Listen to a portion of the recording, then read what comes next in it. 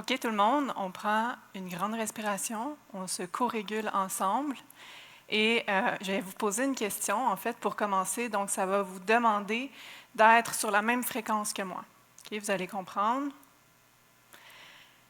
Comment ça se passe, votre relation avec l'environnement, le milieu naturel, la nature, peu importe comment on l'appelle? Êtes-vous en bon terme ou c'est compliqué? Avez-vous déjà pensé à ça même? Là, ça fait 2 questions, hein, je m'excuse. Moi, en fait, ça fait depuis que j'ai environ 7 ans que je réfléchis à cette question-là. En fait, je vais le dire, là, je suis obsédée par cette question-là. Donc, je vous invite à visualiser une version de moi qui a 7 ans. On est dans le boisé en arrière de chez moi. J'observe les animaux. Je prends conscience des couleurs, des textures, de tous les sons, de toutes les odeurs qui animent la nature. En fait, c'est ici que j'ai commencé à créer des liens avec le monde, mais aussi des liens avec moi-même. Puis un jour, ce boisé-là a été complètement rasé. Les animaux sont disparus pour laisser place à des maisons que peu de gens peuvent se payer, en fait. Puis je me souviens qu'il y a un arbre en particulier que lorsque je l'ai vu s'écraser au sol, j'ai ressenti comme une douleur vive dans mon ventre. Ça m'a pris plusieurs minutes de me calmer. C'est seulement 13 ans plus tard que j'ai compris que ce que j'avais vécu, on appelle ça une éco-émotion. Une éco-émotion, c'est tout simplement une émotion qui témoigne de notre relation à notre milieu de vie, à notre environnement. Parce que quand vient le temps d'exprimer comment ça nous fait sentir, d'avoir l'impression que notre futur se dégrade à mesure qu'on avance, on manque cruellement de vocabulaire. Heureusement, des gens qui ont vécu des expériences similaires à la mienne ont décidé d'inventer ces mots, parce que comment on veut comprendre une réalité qu'on ne comprend pas d'abord à l'intérieur de soi? Pour comprendre de quoi je parle, je vous invite à vous replonger dans un souvenir où vous êtes senti peut-être angoissé, déconnecté, endeuillé ou même en colère face à une situation environnementale. Essayez de vous rappeler qu'est-ce que vos sens captaient comme information et comment ça se transformait en une sensation, une tension dans votre corps qu'on nomme souvent une éco-émotion ou une émotion. Puis comment cette sensation-là a en fait un message important pour vous, pour la suite de votre histoire. Individuellement, on a tous nos sensibilités face à ce qui se passe dans le monde. Certains, c'est de voir des injustices envers le vivant. D'autres ont carrément vécu des traumas environnementaux comme le développement de mines, puis ont dû quitter leur domicile. Puis il y a certaines personnes que c'est tout banal. À chaque fois qu'ils sortent leur recyclage, ils sont complètement découragés devant la quantité de matière résiduelle nécessaire pour soutenir notre mode de vie. Collectivement, on vit aussi des éco-émotions qui façonnent d'ailleurs notre passé, notre présent, puis même notre futur. Si je vous dis feu de forêt en Australie, qu'est-ce que ça vous rappelle comme sentiment? Si je vous dis pandémie mondiale, qu'est-ce qui vous habite présentement? Si je vous dis New York sous l'eau, qu'est-ce que ça évoque comme pensée, comme sensation? On vit ces choses-là au quotidien, puis on ne s'en parle pas assez. Pour ma part, ce premier sentiment de colère, de tristesse, puis d'urgence, quand j'ai vu l'arbre tomber, ça a été le point de départ, en fait, de mon engagement envers le vivant. Que ce soit mes études en écologie et en environnement, mon implication comme coordonnatrice du mouvement militant pour le climat ici à Sherbrooke, ou encore la création d'une entreprise collective nommée Écomotion, qui se spécialise dans l'accompagnement des éco-émotions. Parce qu'à 7 ans, sans le savoir, je me suis embarquée dans un long voyage, celui de comprendre le rôle de nos émotions dans notre adaptation face à un monde en grand changement. Puis j'aimerais vous inviter à bord de ce voyage pendant quelques minutes. Mais avant notre départ, j'ai une confession à vous faire. Je vais tenter d'expliquer pourquoi je pense que je suis dans une position intéressante pour vous parler d'adaptation au changement. En 2015, je reçois un diagnostic. Trouble de personnalité limite.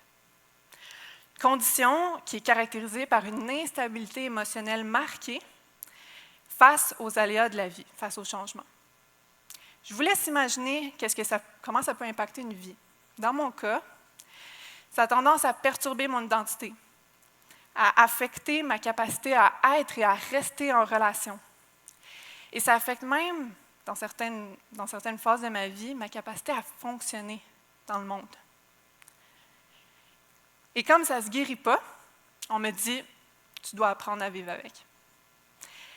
Et ce qui est curieux, c'est qu'en environnement, on nous dit aussi qu'on doit s'adapter à la nouvelle réalité climatique, parce qu'il n'y a pas de retour en arrière possible et que ça va modifier notre identité, ça va affecter nos relations et ça va affecter notre capacité à fonctionner comme société. C'est dur à entendre, hein?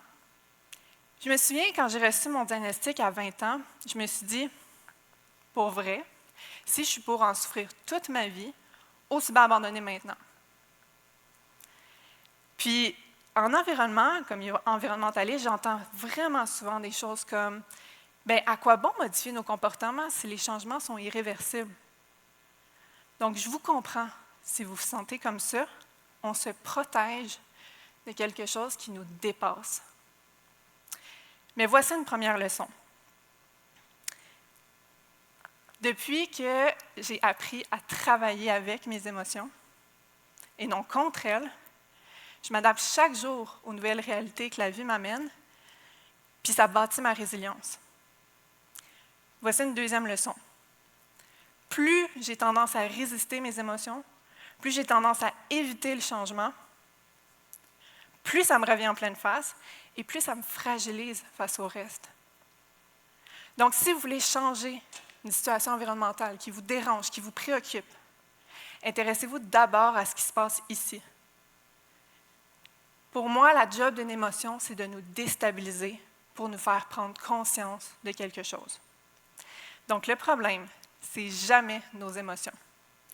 C'est de ne pas comprendre leur origine ou de ne pas savoir quoi en faire. Donc, aujourd'hui, ce que je vous propose, ce sont des repères. Des repères pour quand vous allez vous sentir envahi par ce qui se passe. Parce que vous avez raison de vous sentir comme ça. Mais avant qu'on continue, je vous le dis tout de suite, ça va vous demander qu'on plonge un petit peu plus profond à l'intérieur de nous-mêmes pour voir qu'est-ce qui se passe présentement. Et là, restez avec moi. Vous êtes entre de bonnes mains. Moi, les eaux turbulentes, je navigue ça depuis longtemps. Donc, j'aimerais vous parler de la métaphore du canot, qui est mon point de repère pour quand je me sens complètement déstabilisée par les transitions de la vie ou encore les grandes transformations sociales et écologiques qu'on traverse comme société. Alors, on va imaginer une grande rivière qui représente les changements comme tels, qu'ils soient personnels ou collectifs d'ailleurs. Peu importe ce qu'on fait, la rivière coule puis nous amène quelque part. Et à l'intérieur de la rivière, il y a 3 bonhommes, 3 personnes qui tentent de réagir différemment face à ces changements-là. Et moi, j'ai été dans toutes ces personnes-là et j'imagine que vous l'avez été aussi. La première personne, c'est la personne qui nage à contre-courant. Donc moi, quand je suis dans ces situations-là, je cherche beaucoup d'informations sur le problème et ses racines. J'agis au quotidien, je m'investis dans des projets, j'essaie de changer mon mode de vie, puis je finis toujours par m'épuiser. Pourquoi? Parce que l'anxiété et la colère, c'est des réponses parfaitement normales et adaptatives face au changement. Mais lorsqu'elles persistent dans le temps, ça finit par épuiser les ressources de l'organisme. Et ça ouvre la porte à des déprimes fréquentes, de l'inertie, d'importantes remises en question, puis dans mon cas, d'importants problèmes de santé. Et malheureusement, mon cas est tellement pas isolé. À main levée, qui ici connaît des gens qui nagent à contre-courant sans cesse face au changement? Dans d'autres situations, je suis clairement la personne qui se laisse porter par le courant dans la rivière. J'ai besoin, dans ces moments-là, de me détacher de ce qui se passe, de minimiser comment je me sens, d'éviter les discussions sur le sujet. Ce que j'ai réalisé, c'est qu'en arrière de ce qui a de l'air de l'indifférence, il y a énormément de peur, il y a énormément de tristesse. Une chance que nos mécanismes de défense sont là pour nous protéger. Mais ce que j'ai observé, c'est que plus je fuis, plus je paralyse, plus je finis par frapper un mur. Ou pogner une roche, pour rester dans la métaphore. Donc, j'ai fini par me dire, bon, il n'y a aucun moyen de s'en sortir. Il faut que je trouve un moyen que c'est plus facile de naviguer la rivière. Et j'ai fini par comprendre qu'il fallait que je remonte dans le canot. C'est quoi ça veut dire être dans le canot? Ça veut dire être en équilibre dynamique entre l'action et le repos. Dans mon canot, entre autres, j'ai une pagaie. La pagaie représente mes outils pour décharger mon système nerveux quand il est en trop plein, quand il n'y a plus rien qui fonctionne. Que ce soit la méditation, l'art, le sport, des moments passés en nature. Ces outils-là me permettent de calmer mon système nerveux et de me garder disposée à apprendre et à trouver des solutions. En fait, si je n'ai pas d'outils, c'est comme si, mon canot continue, mais je n'ai aucun contrôle sur la direction qu'il prend. Le canot comme tel représente le soutien de mon entourage, de ma communauté, qui ça d'ailleurs répond à 2 besoins fondamentaux de l'être humain, particulièrement en période de crise, le besoin de sécurité et le besoin de connexion. Sans un réseau de soutien suffisant et assez diversifié, c'est comme s'il y avait des trous dans mon canot. Et dans mon canot, je prends des pauses, sachant que c'est nécessaire pour stabiliser mon humeur, consolider mes apprentissages et réajuster mes prochaines actions. Les pauses sont en elles-mêmes des actions pour m'adapter. Et en partageant la responsabilité de l'action, parce qu'on ne vit jamais un changement tout seul, je m'adapte en direct, peu importe ce que la rivière m'amène, parce que j'ai les outils et le soutien pour le faire. Alors, avant de vous laisser, je vais vous présenter 3 bénéfices concrets de remonter dans votre canot si jamais vous avez remarqué que vous êtes mouillé pas mal. Là, ça va aller vite, donc soyez attentifs. Premièrement, le fait de reconnaître vos émotions avant qu'elles persistent et deviennent envahissantes va vous permettre de rapidement calmer votre système nerveux et de vous rendre créatif face à la recherche de solutions et donc de vous adapter. Deuxièmement, le fait de faire de la place à vos émotions dans vos groupes sociaux va changer la manière dont vous communiquez en vous rendant plus empathique et en faisant davantage confiance aux autres et donc de vous adapter. Troisièmement, monter dans votre canot, ça va vous permettre de trouver votre rôle et de réduire votre sentiment d'impuissance au plus bas. Peut-être que votre rôle, c'est de communiquer, d'éduquer, de supporter, de bâtir, d'investiguer. En fait, peu importe vos privilèges, vos domaines d'études, vos compétences, vos forces ou même vos passions, mettez-les à contribution et on va s'adapter collectivement. Moi, je sais une chose, c'est que nos émotions vont continuer de nous déstabiliser jusqu'à ce qu'on agisse pour repenser, restructurer notre monde.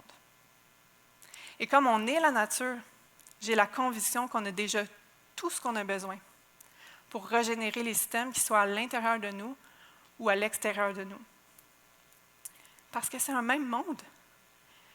Et je suis prête à dire que c'est une partie du rôle des éco-émotions que de nous montrer qu'il n'y a peut-être pas vraiment de milieu intérieur, milieu extérieur, que c'est un même milieu qui est constamment en mouvement et on est parfaitement capable de s'adapter là-dedans. Alors, camarades, nous sommes arrivés à bon port. C'est ici que je vous laisse pour continuer mon propre voyage. Mais mon souhait pour la suite de votre voyage, c'est que vous repartez non pas avec la certitude d'avoir compris vos émotions, mais avec la joie de savoir que vous pouvez en faire quelque chose. Parce qu'un monde où les besoins affectifs sont au centre des discussions est certainement un monde plus résilient. Pouvez-vous l'imaginer comme moi? Et quand vous l'aurez imaginé, pouvez-vous l'incarner avec moi? Et dans le doute, ou la prochaine fois où vous vous sentirez emporté par le courant, parce que ça va continuer à arriver,